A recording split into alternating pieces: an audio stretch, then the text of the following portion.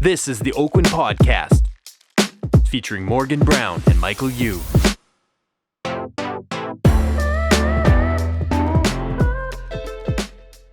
Welcome to the Oakwyn Podcast. I'm your host, Michael Yu. And I am Eric Grant. And we're going to listen to a beautiful rendition from the Podfather. We are?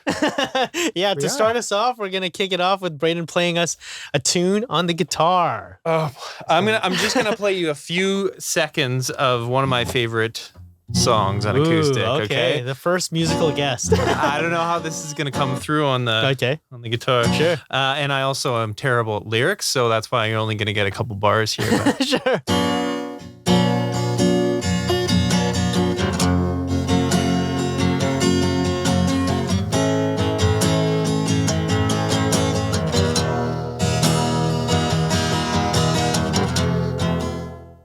Okay, we'll start that over. On a dark desert highway, cool wind in my hair, warm smell of colitas rising up through the air. Up ahead in the distance, I saw a shimmering light. My head grew heavy and my sight grew dim. I had to stop for the night. Woo! That was amazing. That's awesome. Oh my God. That was the beginning, though. That was amazing. incredible. That's so great. That's been a while. Honestly. I got chills. That's fantastic. Braden. Thanks. Good job. Appreciate that. Good job. That is a crazy hidden talent. I don't it's play hidden. much anymore. It's not hidden. Oh Yeah. my gosh. Wow. That was fantastic. Thanks. What a great way to start. We're going to start every podcast. We talked about that because we talked about that in the last one. Yeah. It's like you and I have no musical talent, so No. that's awesome. Yeah. Good job. There you go. Great Thanks. job. Appreciate Okay. it. Yeah, I'm not just Next a podcast time I'll do producer. interpretive dancing behind Braden. Yeah, nobody else saw that, but Michael was doing some woo-woo dancing Yeah, here. some like YouTube. I'll bring my scarves. Yeah, dude, I like What is it? that. The glass ball, right? Yeah. Yeah. Oh, yeah. And you got a gong too. You're gonna Yeah, hit that that's gong right. every now and then. I'm the percussionist. Ding. Wow, that's fantastic. Whoa, that's a great way of introduction. So, is there like a genre you like playing the most? Well, I used to play metal. Okay. Oh, and that now wasn't I metal. just produce pop music. Yeah. But my entire time in like high school, when I kind of first got into playing guitar and stuff, I actually wrote I was always writing acoustic songs because I was listening to like, emo bands and stuff like that. So I don't know. I really like doing that acoustic sort of stuff. Yeah, Cool. it's That's fun. awesome. Yeah. Now, have you gone back to the music that you wrote back then? Do you still have it? No, that's the weird thing is I've been recording music since I was 15 and I had recorded so many songs and I just that's like 8 computers ago. So they're all gone. I could probably dig up my old MySpace pages though. And maybe there is an old website called mp3.com that Oh, probably wow. still has some old stuff. So of mine. Napsters. Yeah. AOL. Yeah. Yeah, like That's hilarious. they're hidden in the dark depths of the internet because I put everything out there, but it's a matter of whether those sites are still up. Oh, that's so Wild. hilarious. Do you ever play for your kids? Sometimes, Yeah? they're getting old enough that they can. 2 and 4 now, so they're getting old enough that they can actually start. Well, my daughter, anyways. My son just he just wants to come in and grab the guitar and go, I want to play, right? Yeah. But my daughter, she likes it, and so That's yeah, amazing. every now and then, I'll bust it out for them, and I don't know. Good We'll job. do it more and more as they get Good older because job. I want them to be musical, right? I want them to Totally. be stoked on music. Yeah. They are, but they sing a lot, right? Oh, So that's amazing. even my son who can barely talk, he's already singing songs, right? So Yeah. Fantastic. it's great. I find because, we're a bunch of dads here. We got 3 dads. Yeah. Dad cast. Yeah. Yeah, the dad cast. Yeah. I found that because I'm listening to children's music now. I'm reading a lot of children's books to Soph.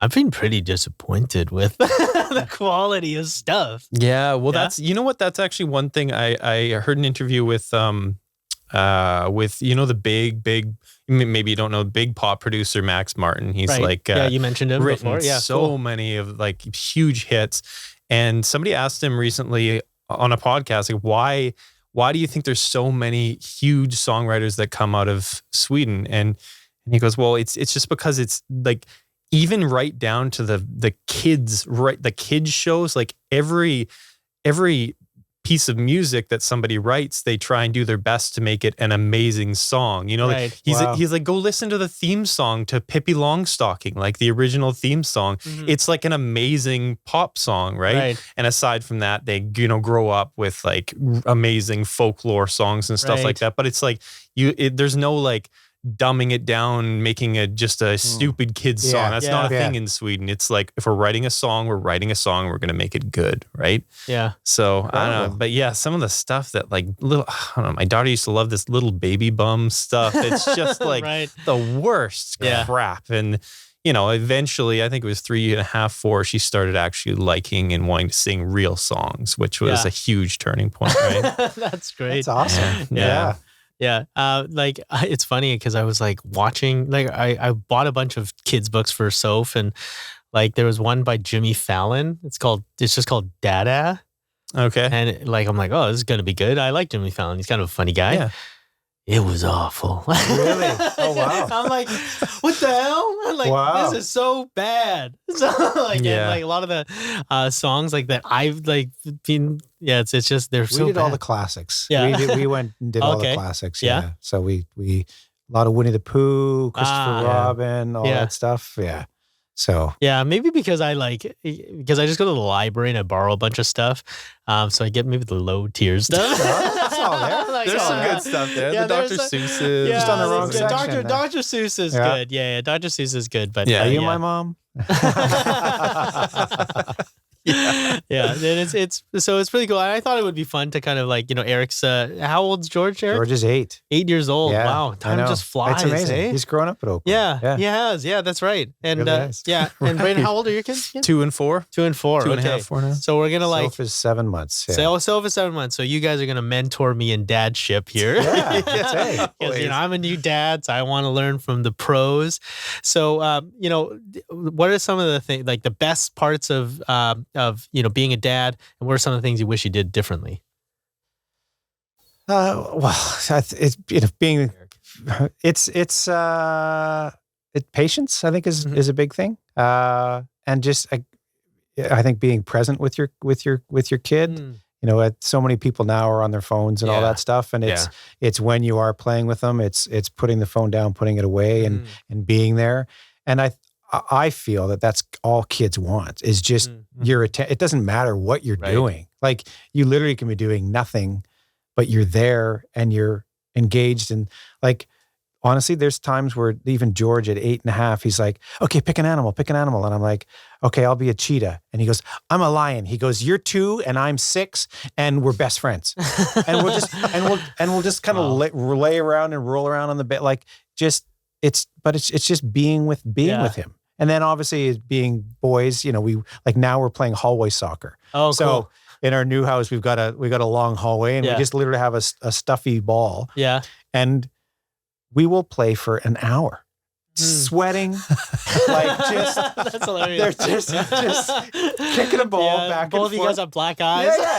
Well, I literally broke my toe. Because I went to go kick the ball and I hit the carpet and my toe, and I'm like, ow! And George is like, come on, let's go. You know, he's got his shirt off, sweat's pouring off his face. He's in his shorts and he's just red. He's like, come on, let's go. Right? Walking off, Dad.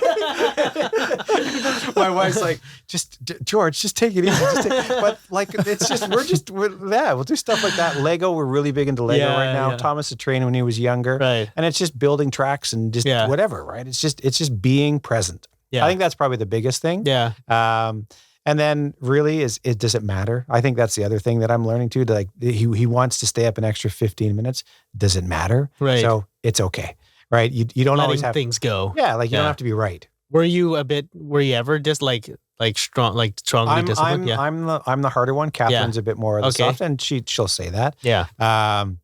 But for me, my philosophy is, here's the playground, go crazy. Do whatever you want in the playground. Yeah. But you know, I've told you to stay in the playground, right? If you go outside the playground, that's when you know, along the lines of 15 minutes, we're leaving in 15 minutes. Not 16, but it's giving them those warnings and stuff like that. So it's setting those boundaries. Right. But then also just as what I said, I go, really? Like 16 minutes, is it okay? Yeah. Right? Because we're the ones who are late, right? Kids have no concept of time, getting ready for school, for soccer, whatever that is. It'll take him 20 minutes to put his shoes on. Right. So it's like, no, we got to go. Well, I've now learned when we have to go to soccer, it's getting ready to go 30 minutes early. Yeah. Versus us, we grab our socks, grab our shoes, put our, away we go. Right. We can do it in 2 minutes. Well, they can't. So I think that's really. Yeah. That was a big thing for me.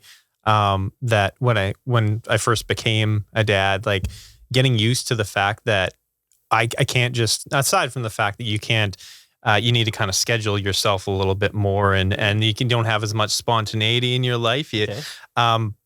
How long it takes to just leave the house. Yeah. Like even with one kid, I was like, this is insane. I can't even imagine having 2 kids, how long it's going to take just to put their darn snow pants on and their like gloves and stuff like that. And like, aside from, anytime they don't want to do that, it's even if they're having a good time, it's still like, it's like 20 minutes to leave the house. It's crazy. And they're distracted. There's a pen on the thing and it'll start playing even like if there's a flashlight, because we've got a dog, so take a dog. So there's a flashlight by the back stair, and he'll take the flashlight and he'll start putting it on the wall, and I'm like, George, we gotta go. No, George, we gotta go.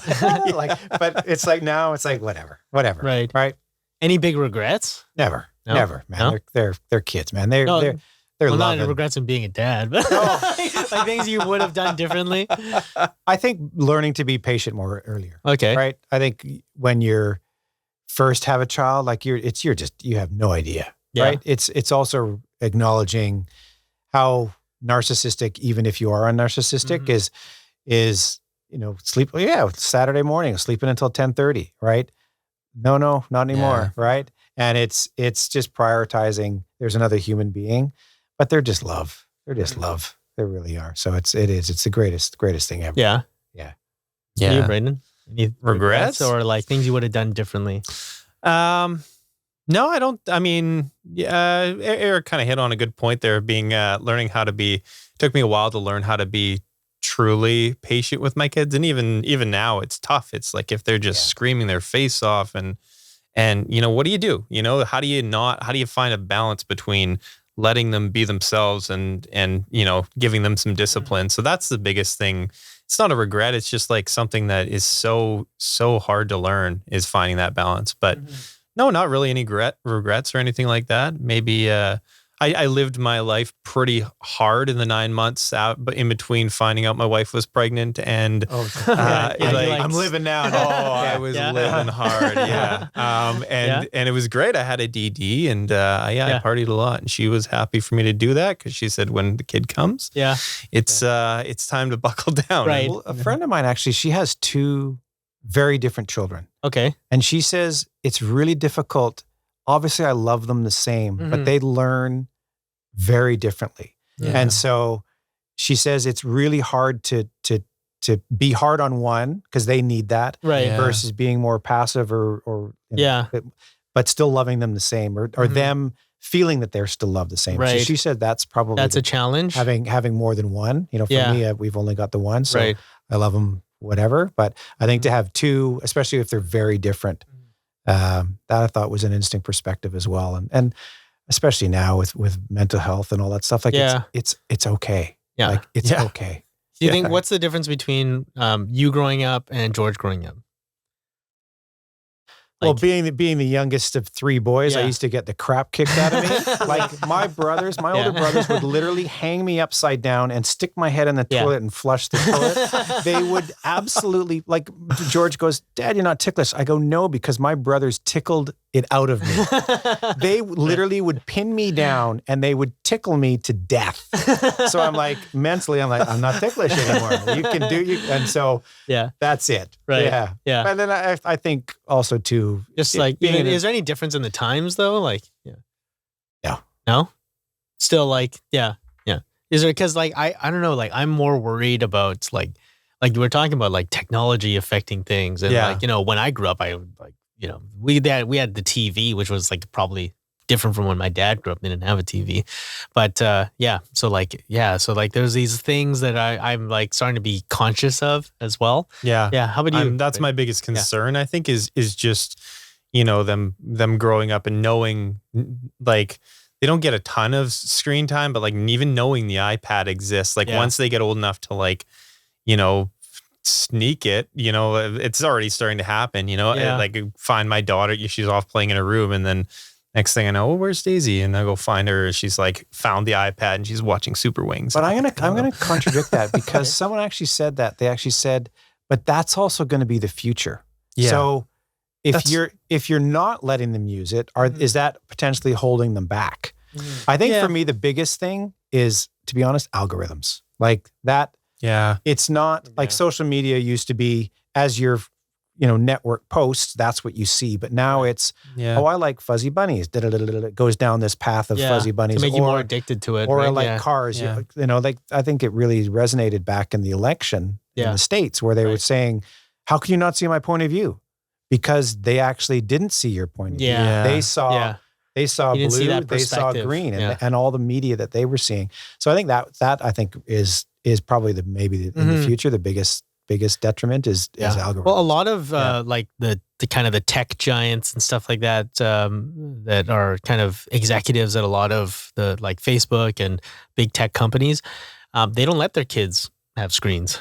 They actually they don't think that they're prepared to psychologically handle them, and especially when you know that some companies like Facebook and stuff like that, they hire teams of psychologists and stuff like that to how to get people more addicted to this platform and stuff like that. So, it's really, so like those are things that I'm concerned of, to some extent, and how we're going to expose. But then, Morgan says to me and Sean says to me well, when you make it taboo, it can create an energy, right, as well. So it's kind of like, what do you do, right? Yeah. What do you do? Yeah. I don't know. Because I think this is a challenging topic for a lot of parents. Because I have some, my clients' kids and some, some kids that I've observed, when they go to a restaurant, they just slap an iPad there and just that's like they're on the thing, and they don't act like kids. They're kind of, that to me is an absolute no-no. Absolute no-no is using a device as a babysitter. Right. Yeah. We'll go out for dinner and there's absolutely not. But it's amazing how many kids are sitting there watching, even headphones on, watching, and so that mom and dad can have a conversation. I'm like, that to me is unacceptable personally. My father actually taught me that. He was like, whenever, this is going back to when he was growing up with the newspaper, he says, all I saw was the front and the back page of the newspaper. He says, I wouldn't engage with my father. And so he, growing up, that was his rule, was you can be reading a magazine or on your phone or whatever, but as soon as someone sits at the table, that goes away. Right. And be present. If you might use it as a resource in terms of, okay, well, let's see what the weather's going to be like, go on your phone, but it's not, you see couples sometimes sitting at a coffee table and they were, looking at the newspaper or looking at their phones and using that to spark a conversation. Maybe. Yeah. But that's not usually it. Usually if they're at the table doing that, they're just doing their own thing in their own hole. Right? Yeah. So I think it's be present with who you are. That was one thing that I talked to George about is, you never met my father, but you will learn the lessons through me, because what I'm going to teach you are the lessons that I learned from my father. So that's awesome. Yeah. It's that's awesome, right? Yeah. What you learned from your parents, right? You will pass down what is acceptable and what is not acceptable. You will pass down to your generation. Yeah, I think that's I guess that's it is something that's you carry your traditions, your family traditions and stuff like that down, and it's pretty cool to kind of think about it, and. But it's funny, I joked about this on the podcast before, but before we had kids, before we had Soph, when people were talking about their kids and stuff like that, I was always like, Like, oh, I was like listening. I'm like, but then like I just didn't get it. You don't. yeah. Well, you don't. You No. don't Yeah. because it's literally like you've got a third arm, Michael. Yeah. Okay, but until you do, and then all of a sudden it just it's Yeah. Now, what lessons are you sort of adamant about teaching? Soph? Yeah. I think for me, I think it's learning to be kind is a. I wrote something in my old. This is a new journal, but then kind of all the things that like the values that we have as a family. But kindness is a big thing. Being kind to other people, being considerate of other people, and trying to be like a light in the world versus like kind of a dark in the world. And, really, I want her to personally, like one of the things that I'd like is for her to feel like she has lots of options. And it's, she gets to make her own choices and stuff like that. And that she's free to make those choices. So a lot of freedom as well. So those are the things I'm hoping for her. And do you feel pressure? Like, you've talked about that before in terms of wanting to be a lawyer. Is that sort of where that stems from in terms of, I don't want to force my child to do that? Yeah, I think because we had some scarcity, when we grew up, obviously, there was some financial instability and stuff like that, which, just like when you ask my sisters, some of them would be like, who cares? Yeah. But for me, it actually had an impact on me. I was like, really, I could feel it. So, that's something that I really, was I've been very conscious of in my life is to really focus on providing that security and then that, safety for my family. And so so that was something that was really important to me before I had kids. And I'm a big planner too, as you guys kind of know. So I've kind of it's really bad, but I've mapped out. That's not bad. That's who you are, right? Yeah, it is who I am. It's not bad, though. I don't want to put too much expectations on her, but then I've mapped out everything. I've mapped out. I'm going to tell you something. It's not happening, Michael. I'm sorry. But he's okay with that. He's okay with it not happening. Yeah. But he just needs to have it. I just need to have the map. I'm like, okay, I've mapped out I've talked about this in another pod, but I mapped out how old I'm going to be at certain ages of Soph's life. So this is how long I need to live if I want to actually see what a grandkid looks like. Oh, wow. And then, and I've also mapped out, okay, when we're going to get a dog, because this is an appropriate time for her to learn about, when the dog lives 15 years, this is an appropriate time for her to learn about the lesson of death and all these. That is very detailed. Wow. It's very detailed. Wow. It's you get a dog this age because you will learn about death at this time. And if it's not dead by then, it's going out to the shed. So thank God for Priya being the free spirit that she is. She's my wife's a completely different story. She's a totally free spirit. It's but amazing. I was like, okay, what? So I wrote down all these things about what our family values are, what we're going to be trying to impart.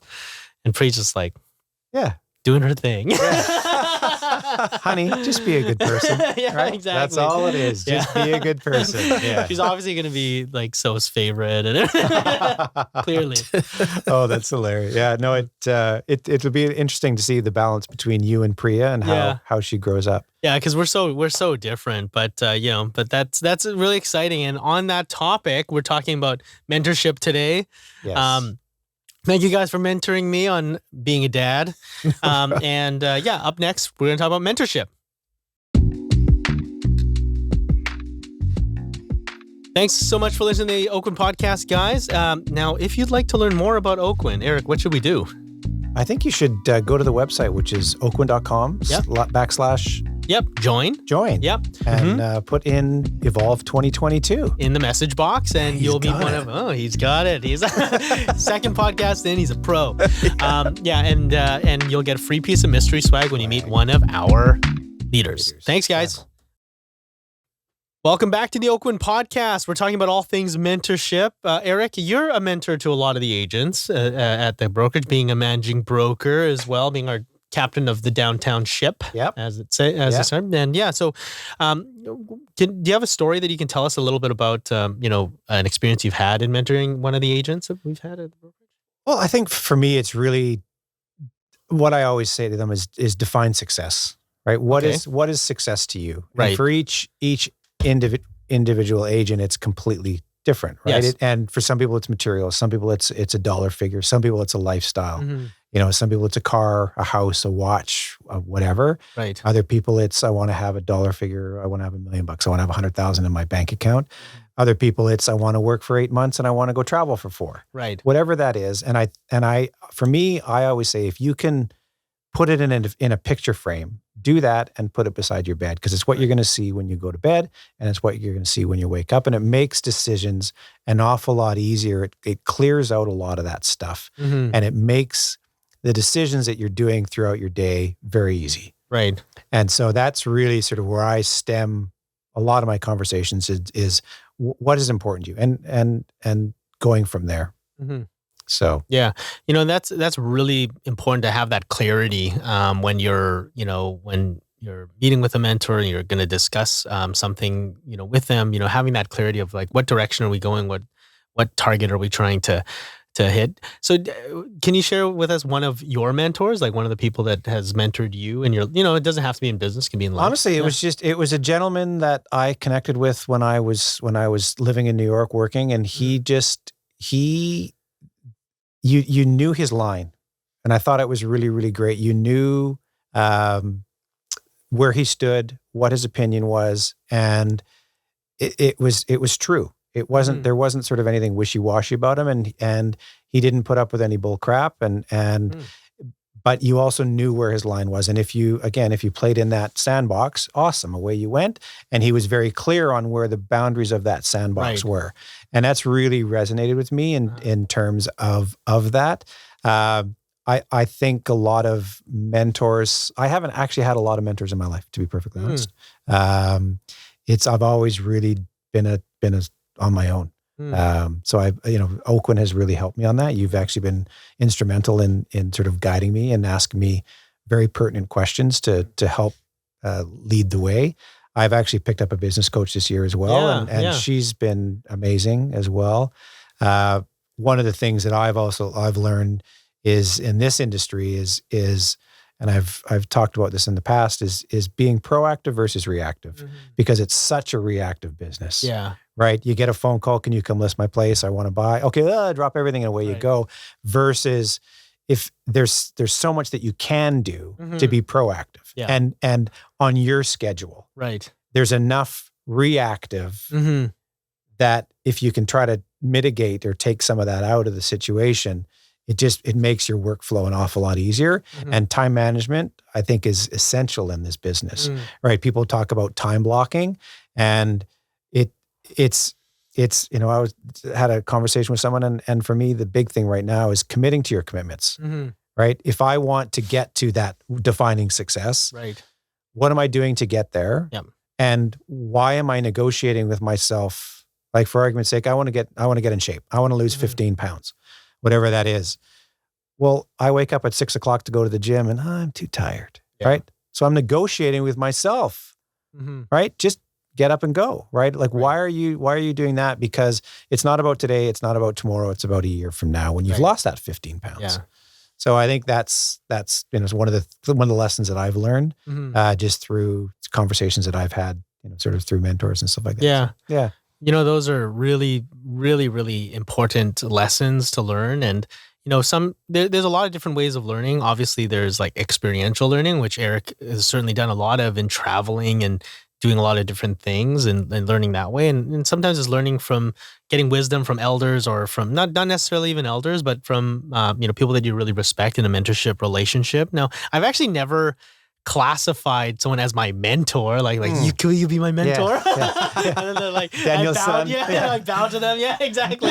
Like a Miyagi wax on, figure. wax I never I said, can you be my mentor? Like, it was like, it was always a bit of an organic type of thing. How about you, Brayden? Have you had a mentor before? Yeah, definitely. Like music production. Yeah. When I went through school, there's an instructor there that just kind of was running his own business, and he was amazing at it. And he completely, everybody gets into music production school, thinks they need to start at the bottom at a studio and clean toilets and, you know, Right, just yeah. like go 10 years like that before you get a job.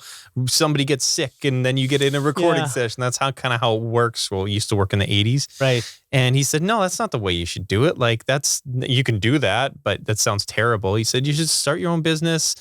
Take on clients yourself because you know enough about music. You're a good enough producer. You could make that work. Right. And he said, don't try and do that full time to start out with. Like, have a job, take on the clients you want to take on, and then you won't hate your life. And it just like completely flipped my mind around in thinking about what I thought I wanted. And that's what I did. And so I did real estate and music production and kind of funded the one with the other for a while. And it was just such a, I don't think I would be doing what I'm doing right now if I had decided to try and do the recording studio route and stuff like that. Right. Swept floors and stuff like that. I would have hated it. It would have completely turned me off and I would have quit and worked at a bank or something. Yeah, I think that's one of the big advantages of this economy now is that you can kind of carve out your own slice of heaven versus like, you know, going down like this. I have to work at the factory that my dad worked at. I have to put my time and effort in, but you can kind of like some of the biggest podcasts and the biggest kind of things, they're like these small independent things, right? And they kind of organically grow and you get more traction behind them and stuff like that. And you can kind of carve out your own little slice, you know, which is really cool to see for sure. And I'm glad that somebody was there to kind of shine a light on this like potentiality of it, right? Yeah, me too. Yeah. I mean, if you know, there's I just sometimes think about how many people don't have an opportunity to have somebody like that. Yeah, that you know they could do something so much bigger and so much better, but they believe in them exactly. But then they never have that person come into their life, and they never get that opportunity, and they settle for whatever. Well, it's funny because sometimes they're there, but we just don't know. They're not open to seeing it. Yeah, they're not open to seeing it. So it's kind of interesting. So like there's this, have you guys ever read Joseph Campbell? Before you, I was going to say, you are a big reader. And so you've read every book. Pretty much. I have not read every book. But I like, you know, I enjoy reading.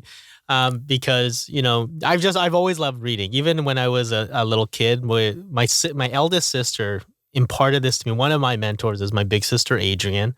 And she was always reading and we would go to the library and we would just consume books. We would just like read books all the time. So like, yeah. And even though I didn't do well at school, like I didn't get good grades, I read a lot. But anyways, so there's this book by Joseph Campbell. I don't know, have you guys heard of it before? Hero with 10,000 Faces? No. So like, yeah, so there's so it's called, it talks about the hero's journey. So like in human storytelling, there's kind of a hero's journey and it's pretty archetypical of like the journey of a hero and what that looks like. So if we're the hero in our own adventure, there's a section in that where there's like kind of a supernatural mentor. It'll be like Jiminy Cricket, Gandalf, like Obi-Wan Kenobi, like somebody like special that will kind of come out of the woodwork and really like help to Mr. Miyagi, like help to like, and it's funny. It's not, it's always in these flex moments where things are kind of in a bad spot. So, so like, you know, in this book, it talks about how that kind of is always a marker of where the bottom is, and then it kind of can go north from there, and the hero goes on an adventure, takes the lessons from the guide, and then kind of uses them to better his or her life, right? So it's a cool, if you haven't read Joseph Campbell before, he's a really cool writer, nonfiction writer, but so he talks about a guide, a mentor, and kind of like what that looks like, what that is. And I know in my own life, I've been blessed to have some really great people just kind of randomly enter my life. You know, what is it? A reason, a season, or a lifetime, right? What was that? A reason that someone comes into your life for a reason, a season, or a lifetime. Right. Yeah, exactly. Yeah. So, you know, when I first, got out of university, I had my uncle talk to me. Just, my dad just passed away, and he taught me everything I know about budgeting and planning. And he also encouraged me to get into real estate sales. Was your father a mentor to you? My dad, Because you had a tough we had a relationship. tough relationship. He was a mentor in like, I don't want to like, I'm learning a lot, admittedly I've, seen counselors about this and stuff like that. I learned a lot about kind of what I didn't want in life and what that's I would say a different form of mentorship. Yeah, it's a right? form What I do not want. Yeah, what I don't want, and but also like, and maybe it's a weird thing that I have, but I like desperately crave I would trade anything to like have another day. Like we never got to have a beer together. Like we never did that. We never did that one time. Yeah. Like, there's so many things that I kind of like regret. And, if I was a little bit more open, or if he was a little bit more open, and if I knew what I knew now that I did back then, I would have been very different. But you think being a dad has also changed the dynamics of that relationship? Yeah, I think it has, in a sense, because like I don't want to like crap all over my dad, but then he made a lot of excuses. So he made he's like, my dad died when I was 4, so I didn't have a dad. I don't know how to be a dad, so I'm not a dad. So like, and he just said, he would just say that out loud to my mom, and didn't think we were listening, but I'm like a weirdo, so I like listen to everything. Yeah, you're kids right? listen to everything. Yeah, they kids hear it all. And he's like, that when they're talking on the phone, and if my mom was on the house line, I'll like listen to them. That's what we did when we were kids and stuff like that. And these things have impact, right? Oh, so like, and so it, it's something that I've always kind of, I've always like sought out mentors. So like, and I feel like even now when I like listen to podcasts and stuff like that, I kind of, they're like my mentors now in a sense, even though they're not around with me every day. Yeah. But yeah, like, so I've had lots of really positive experiences with mentors, and have, learned a lot about, how to kind of hopefully get the most from that relationship. But also, I've been really fortunate to be in a position where some people have come to me for advice on certain things, and that's been really beneficial as well, because sometimes as you teach, you learn. It's almost like better to, it's almost weird. It's like better for me, like in a sense of like when somebody asks for that. So like, it's kind of, it's been a great, journey in that sense. But so like, even when I was, go ahead. So I was going to say, so after your father passed away, your uncle, my uncle really stepped in. My uncle Frank really stepped in to, so my uncle, my dad's younger brother, is a gay guy who's like really like being a big part of my life. Awesome. And, even when we were young, him and his partner Lloyd would take us to the Pride Parade every year and teach us about their about the culture and why it's important to be inclusive and nonviolent, and really, they taught me a lot of things. Even as a kid, they were really awesome. And, being a young man, I was very rudderless and directionless, and they really helped to kind of set the course for me well. So they taught me everything I know, like the same budgeting exercise that I do with myself that I've taught like hundreds of people to do. All of the agents. Yeah. Like that's from that's from my Uncle Lloyd telling me exactly like what to do. And then, so basically they taught me a lot of stuff. They encouraged me to get into real estate. They encouraged me to get into sales because, I asked them what was the quickest way in which to like kind of gain financial freedom, and I was like, okay, well, if you want the quickest way, like there's law school and then there's this, then you got to do this. And then it's like, you're going to take this much time, or you could do this. And I was like, okay, this. Yeah. Like, and so, and you were also a little bit back against the wall too, in terms of the scenario and the situation with your family. Totally. And so I kind of wanted to I wanted to get there as quick as possible. So like, that was why I became a realtor. And still to this day, Uncle Frank and Lloyd have been great mentors to me. Have you told them that? Yeah, I have. Yeah, and it's such a value. They would never listen to this podcast. They don't care about technology. But yeah, if you wrote it down, they'd read it. Though. I've told them many times, and how thankful I am for them, and they know this. So so there's that. And then when I started even in the brokerage, my office, one of the agents in my office, Uncle Cam was right beside me.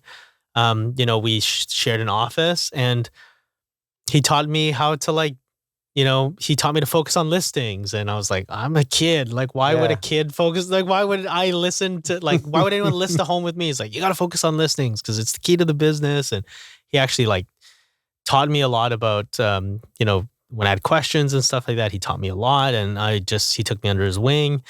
And he was really helpful to me when I first started. And I was just so happy that I had someone to talk to. Yeah. Well, yeah, of course. Oh, yeah. Of course. And all along the way, I've, just even how I was over at your house for dinner, and I saw how you interacted with George. And I was like, that's the type of relationship I want with my kid. You guys were playing together, and he didn't feel awkward around you. And I was like, I was so awkward around my dad. That's wild. Yeah. Yeah. And but then you see these things, you're like, this is nice. Yeah. And so you kind of get into, this type of, it doesn't have to be a formal thing in a sense. And I think some people think it has to be a formal thing, because I think a lot of professional development podcasts and stuff like that, they talk about mentorship is so important.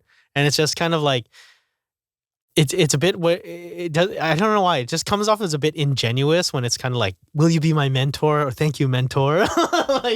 Instead of just being an organic thing. I don't know. Yeah, what do you think about that? I agree with you. Yeah. It's again, sort of that season, reason, lifetime, right? It's having conversations and picking up little bits of information. Oh yeah, this is how I should be doing it. It doesn't have to be a designated person. Thursdays at 4:00, we're meeting every week, right? It's just, I think it can certainly evolve. And we were just talking about this on the break in terms of, it can happen at various times. It's not and then also through conversation, other stories will come. So, I've been big on Clubhouse for the past year, and that's what I've really enjoyed with it is the stories that come up and the lessons that I can share are triggered by someone else's story. So this has helped them. Okay, so I can relate to that by adding this valuable story of a scenario or a situation or an event where I can learn so that you don't have to go through that trial and tribulation. Right. Oh yeah, Eric said that one time. Yeah. Don't turn left, right? Keep going straight or whatever. But I think that's part of engaging and having a conversation. Right. It's listening, it's being present, as we talked about, but it's also, it's adding to it. That's what getting together is, right? It's adding, it's creating stories and building and all that stuff. And it's not a two shit story. There's a friend of mine, we call her two shits, because if you've had one, she's always had two. It's literally. There's a one-upmanship. Always, yeah. I went on a trip to Kelowna. Oh well, I went to Kelowna twice, and I went to Alaska. Or it was always just something. She was doing something better. I just bought a Honda. Well, I just bought a Porsche or whatever. It was just right. And so we literally called her two shits. Wow. Yeah. Did she know that? Yeah. No. She does now. She does. Yeah. Her name is. No.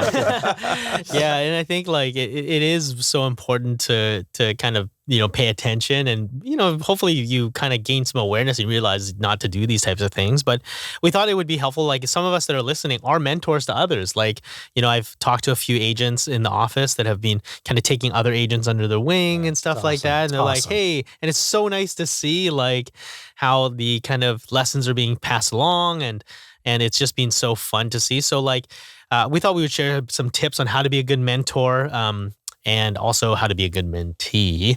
We'll start with being a good mentor. So number one, a good way of being a good mentor is to be available. 100%. Yeah. 100%. Right. So, you want to, if somebody is so hard to book or so hard to get a hold of, that's really tough, because when you're in this crucial moment, you really got to have someone that's going to be available and be there for you. Now, our expectation isn't every split second, but I think it is important to be available, right, Eric? Oh yeah. Yeah. Yeah. It's, I think I've got it Calendly set up, which is awesome. It's booking a time, away you go. Here's my schedule, book a time in there. I'm really finding that important in terms of so you can engage. Yeah. That's good. It's when I am with you, I'm booked with you. So, I had a scenario a couple of days ago where I was in the middle of something and an agent, I had to finish it and I had an appointment that I had to go to and they just popped in and they were like, can I ask you a couple of questions? I'm like, yeah. And I felt as they're talking to me, I'm kind of looking at my computer going, looking at my watch versus I've got you for 45 minutes. I've got you for 15 minutes. So you can be focused. 100%. Yeah. And I think that's, you can use technology as a tool to be more available as well. Like Eric uses Calendly, I think everyone is different, but if you're in a position where, you can be a good mentor to really look at your own schedule and how you can clear it up for important things in which to do, right? So that's a big thing too. Second would be to be analytical, right, Eric? So to obviously when you're mentoring someone to really, analyze what they're saying, what they're coming up with, and obviously using your experience. If you're in their shoes, how would you approach the situation, type of situation? How have you been analytical when you're mentoring them? Well, I think it's listening without judgment. Yeah. We've talked about that in the past, and I think they are dealing with this scenario as best as they can in that moment. Yeah. And obviously, if you can teach them lessons and they continue to do that, then there's an issue. But it's in life, right? If you knew what you knew today 5 years ago, you'd buy more real estate, right? Yeah. But we don't. So 5 years ago, you knew what your situation was, and it's very similar to when someone is in that mentor or mentee role. It's this is what I'm thinking about doing. Yeah. I really like to ask them what they would do and why. Right. So it's not just us feeding them, teaching a fish or feeding a fish or feeding them to give them a fish to eat for a day, teach them how to fish, right? It's asking them what they would do so that they can think about it, come with me with 2 or 3 options, and then we can discuss that versus, I don't know what to do. Yeah. I always like to kind of take we call it take a 10,000, like a bird's eye view of what's happening. Like, let's have an out of body experience where we are exactly right now. And let's have an out of body experience where we're floating over. Now, what's the best, what should we be doing? Like, what's the objectively the best kind of steps to take? And, that does take a bit of experience. It does take a little bit of an analysis of like, okay, where we are right now and where do we want to head? Like Eric was talking about, be clear, find out what success means to you. That's something that's so important to kind of outline, and not just outline in kind of foggy terms, but have it really specific. And then, help them to, be, as a mentor, you help them to like, okay, what steps do you need to take to actually get to that place? And so, kind of taking that objective look at the situation. And I think that's something that I always like to do. So I always like, when I first sit down with someone, I said, okay, let's just clear your mind of everything that's in there. Okay, what's happening in there? And then we just list off all the things that are going in their mind. Okay, now are they, until they're kind of like everything, their mind is clear. And then when a mind is clear, they can really then do that 10,000 square foot look and take that objectivity, because, when things are floating around in your mind, it's hard to kind of make good decisions. Oh, yeah. Yeah. Like some people, like like in stressful times and panicky times, she actually performs very well. Like she has like a million things in her mind. That's better for her. And she's like performing well. Well, what do they say? If you want something done, ask someone who's busy. Yeah, exactly. That's right. So I always look at her like a freak. I'm like, how the hell are you like doing a podcast, like typing on your phone, like at the same time, like answering back an email? I'm like, I can't do that. And so like for me, I just need to clear my mind of everything that's going on in there and try to like lift up and try to be analytical in that sense. The third big tip about being a good mentor is to be an active listener. We did touch on that before in the previous podcast. So those are some big tips about being a great mentor.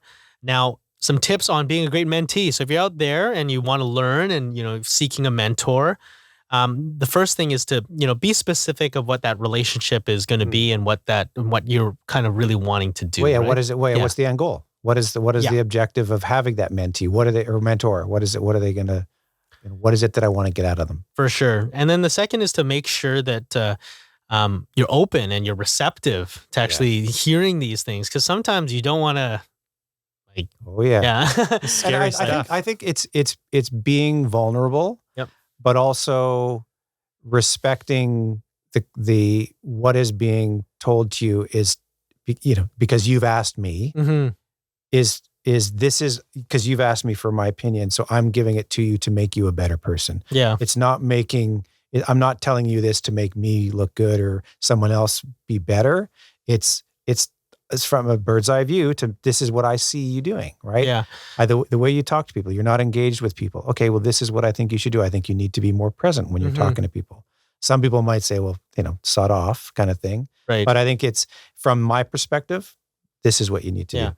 So this is like a couple examples, but one of those examples is I was working with an agent who is like, he's a great guy, like a fantastic, friendly guy.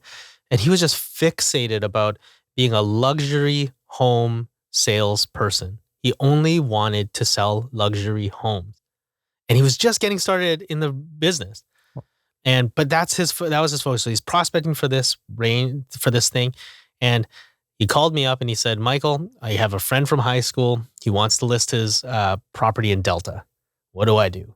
And I said, how much do you have going on right now? I was like, how much do you have going on right now? And he's just like, well, I don't really work Delta market and blah, blah, blah. And I was like, didn't you grow up in Delta? And then he's like, yep. And I said, well, you got to know the schools and stuff at least, and you can figure it out. And then I kind of said, you're just getting started. This might be the springboard for you to kind of get some traction and get something going. He didn't listen to me. He didn't get back in a timely manner to the client, and he didn't kind of get the client to sell with him. And so he wasn't being really receptive to and so I was just really honest with him. I said, I don't think this is working for us. And he agreed. And so, that's perfect. And that was perfectly fine. Maybe, I made some failures, but I don't think he was specifically being very receptive to the things I was talking about. Yeah. And which, I understand I don't have all the answers. So maybe, and I hope all the best for him. But then there's another agent who's in our office and he won't mind me sharing this story. He is such a smart guy. His name is Nomi Malik. He won't mind me sharing. There you go. He was on the podcast. He was so he's such a smart guy that he actually kind of intimidates people with his intelligence because he's so smooth and smart. Because when you talk to him, you think he already knows the answer. Yeah, exactly. Right? So totally. Yeah. So, we developed a relationship. We became friends and he's like, Michael, I want to improve my business. I said, okay. Then I said, and so we got to know each other a little bit better. I said, Nomi, can I share with you something? And then he says, yes. And I'm like, this might hurt. He said, okay. You need to smile more. You need to be a bit more approachable. Like, you're intimidating. And he's like, what? And he kind of he's like, oh my God, what? And yeah, but he actually really took that in. And then he talked to his wife and he's like, you are intimidating. I've been telling you this for years. And then he's like, oh, so he really took that and he really then softened his approach. He was really receptive and referrals started flowing in. Amazing. His business started flourishing and he's one of our top producing agents. He's fantastic. Yeah. He's mentoring so many other agents now and he's just so great. And he was open and receptive to hearing opinions from people. And so that's a big thing. But I think the one thing that's important too is as a mentor, if you want to call it that, is someone needs to be receptive in terms of, I'm asking you for your opinion versus just telling somebody. Yeah, totally. So, I think and he had to be you got to be in the right place. Yeah, and as a mentor, you got to make sure that they're ready. Yes. If you plant the seed, it's got to be in, they have to be prepared for that. Quickly, the third is to take responsibility. So as the mentee, you think the mentor should book me in, no, you got to actually take the initiative. Yeah. Right, Eric, to book in those appointments and take responsibility for that relationship because the mentor typically is a bit busier, right? Yeah. Yeah. Oh, yeah. Fourth is to be prepared, right? Yeah. Have you ever been in a meeting and they've not been prepared? It's a very short meeting. Yeah. Yeah. I'm for me personally, it's I asked you to prepare this. You haven't done it, then why bother? Yeah. I've had a couple where people were like, teach me. And I was like, teach you what? Yeah. It's like, teach me what you know. And I was like, Yeah. I don't know about what. They're like, what you know about real estate. Yeah, one leg on your pants at a time. Real Yeah. estate. Get your magic cards out. Yeah, We're going to town. Yeah, there you go. Okay. Okay, this ain't gonna work. Yeah. So obviously to be prepared. Fifth is to be considerate. So like, obviously like, hey, sometimes if you have free time, and Eric is so open door policy, and so am I, but to be considerate. Like if you can sense someone's in the middle of doing 100 things, you can kind of sense it. You'd be surprised. Yeah. You'd be surprised. Yeah. Right. So hopefully you are considerate of their time and and you want to be efficient with that.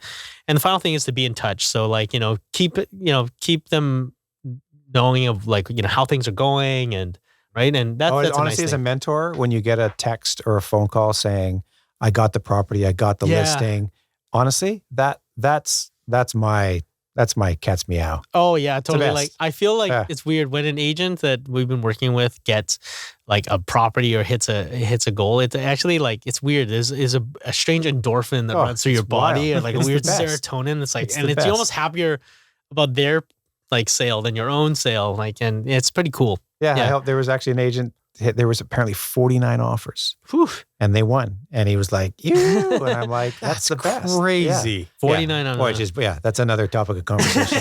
totally no, on but it's still it's setting them up for success. Yeah, right? totally. So, guys, I hope that was helpful for you guys. If you're looking to be a mentor or to be mentored by someone, we both found it very valuable in our lives. So, I hope you liked listening to that podcast. And thank you, Eric, for being a guest host. Anytime. Guys. So please give us some feedback. So if you've listened to the podcast, you enjoy the podcast, please write us a review, mention Eric.